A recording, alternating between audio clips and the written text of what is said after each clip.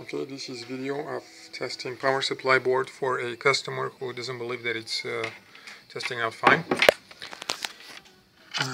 This is the board. Sorry for the bad quality, and this is the unique board information here that it belongs to the customer. That is EAY 609-68801.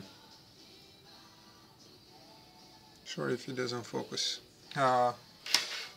The board specification is shown on this table. I don't know if it's seen well. Let's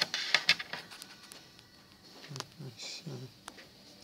No, it doesn't focus well for some reason. But it is, sorry about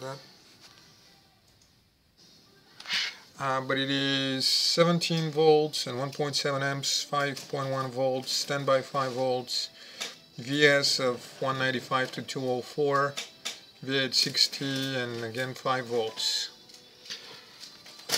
The most power voltage out of those power boards is the VS, and actually there is a testing points made for testing VA, VS, and there's going to be one somewhere for 5 volts, usually there is.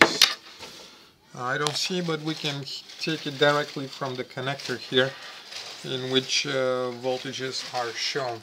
Now let me power on, and currently there is 0 volts. There's the whole setup. I'm going to plug in a test cable. There is nothing else connected to the board. Oh, come on. Around.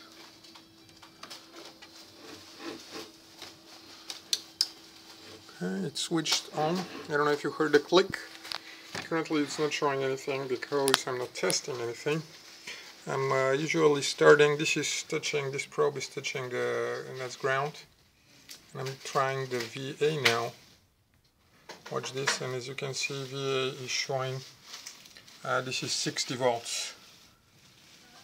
Alright, DC.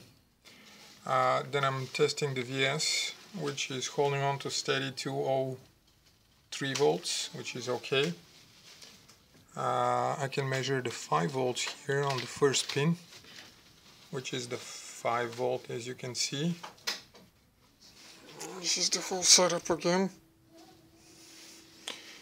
and there is another voltage that is often, it's not found on this board. This is where the power voltages are.